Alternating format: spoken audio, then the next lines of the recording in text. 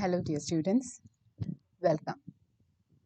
In this fourth semester of your undergraduate program, you have only one course in the Common Course English. This course is titled Spectrum, Literature and Contemporary Issues. I have posted the syllabus in our group. Do go through it. In this course, you have 4 modules. I'll be dealing with the first essay from Literature and Media, the first module.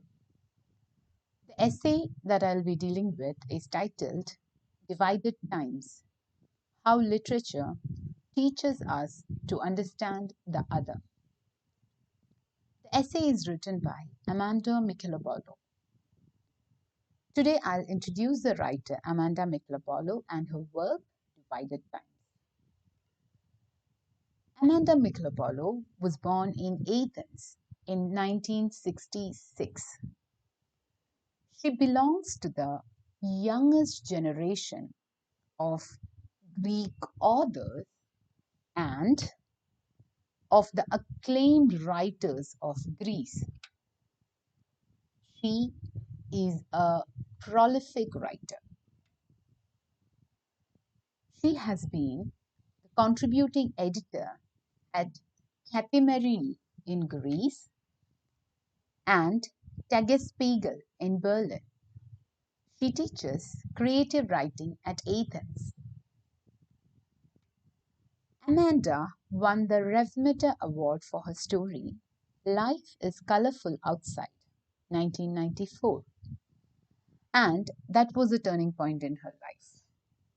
She is the author of 8 novels and 3 short story collections. Her first novel was Jantus.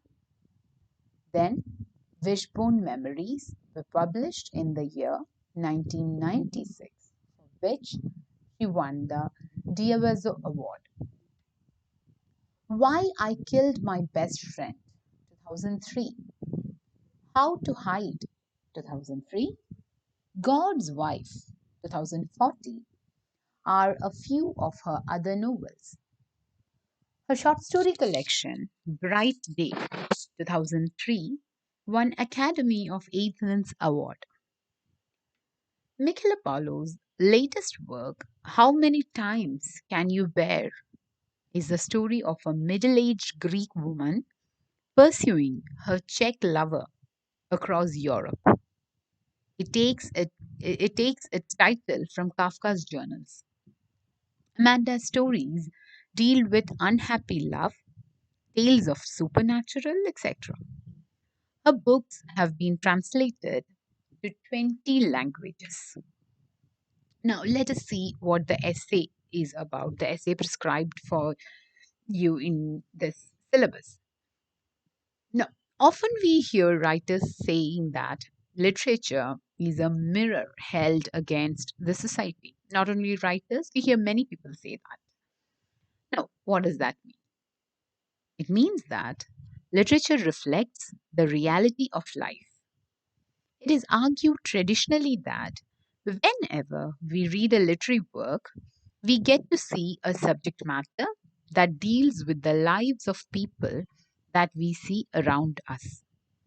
We have instances in stories, novels, and plays. For example, Shakespeare's play Othello is about a man who suspects his wife and wrongly kills her. Now, day by day, we read about similar cases in the newspapers. So, this is something that happens across the ages, across the globe, isn't it? Though it is a reflection of life, as time progresses, literature tends to depict the imagination and the viewpoint of the dominant classes. It serves to protect the interests of certain castes, races, and classes. Like you have examples of literature written by white in which the black people are shown as inferior. This kind of narrative has always marred the visibility of the marginalized race, caste, or class. The humanists have argued in favor of classical authors. Humanitarian view of literature holds that The classical works have challenged the perceptions of the dominant class. How does that happen? In classical stories, the heroes are depicted as brave men who fight against the evils of outdated attitudes of our understanding of the world. So they are not only ward off, so they not only ward off the wickedness, but also make the world a better place to live. Thus, they are not heroes, but anti heroes. What do these heroes actually do? They problematize our understanding of the other. You might be wondering what this other is.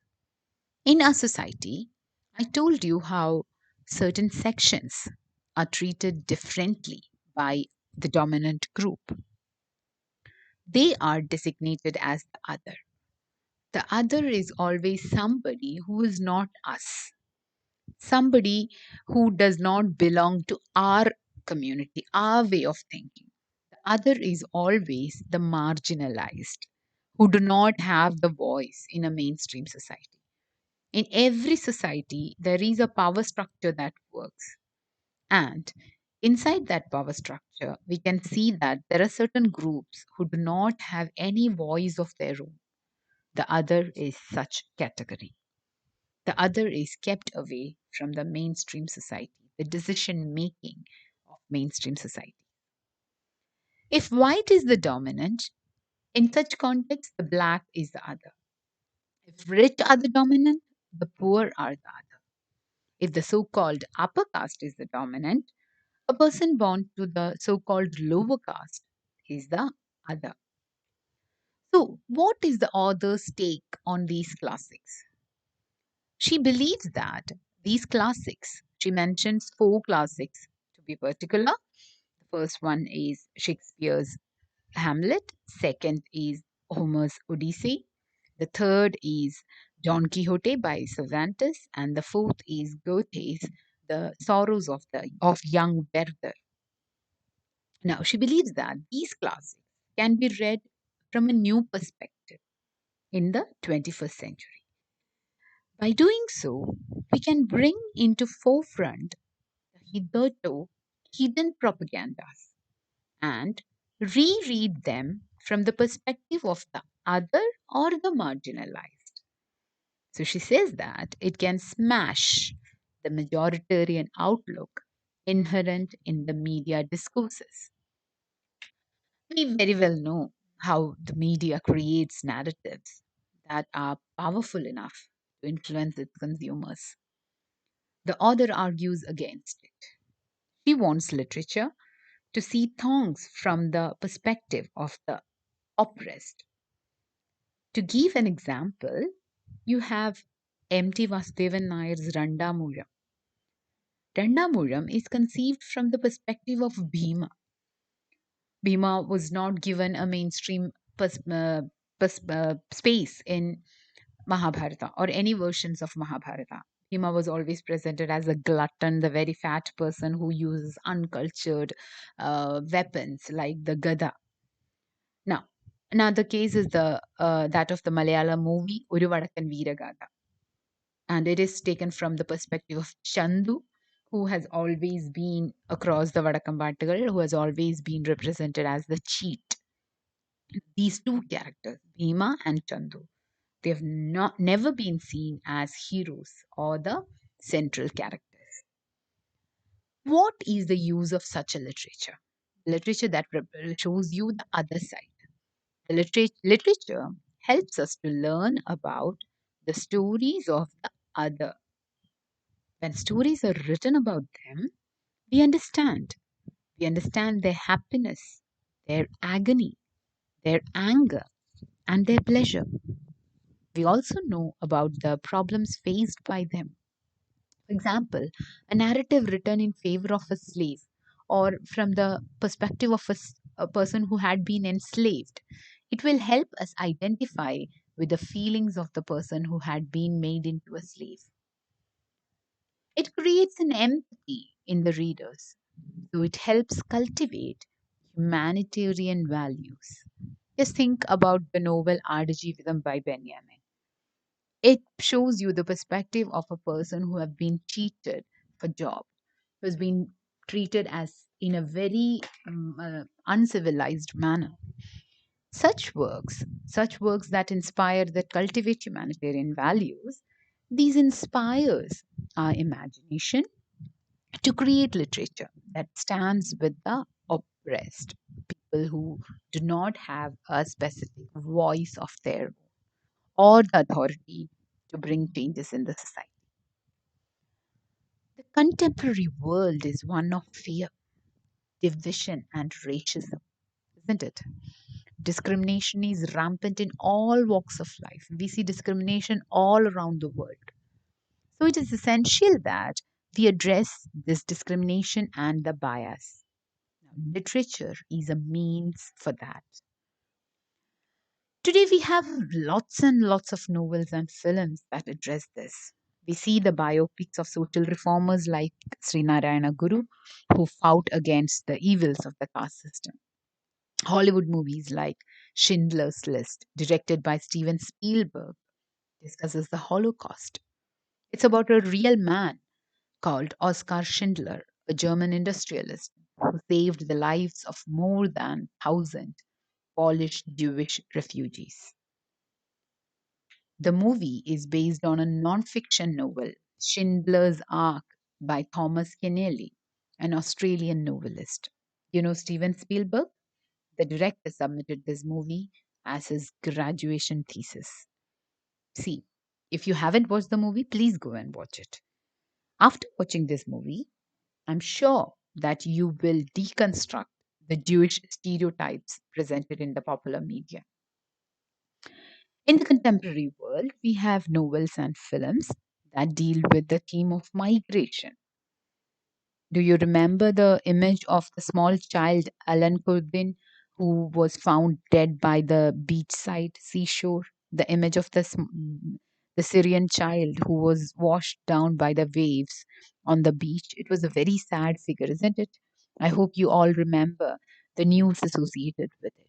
It was about Syrian immigrants and how they lose, many of them, they lose their lives, isn't it? The death of that small child was something that brought tears across the world. People across the world were sad about this death of that small child, Alan Curtin, isn't it? So, migration, the theme of migration is something that is very strong in our society, which is very, very commonplace in our society. There is also internal migration.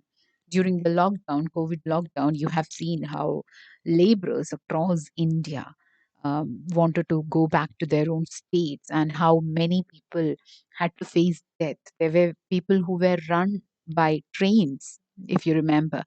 And if you have seen those images, you can see their food, the chapatis with blood, isn't it? So these are very sad situations, and this is a situation that we have in our world currently, rampant in our world currently.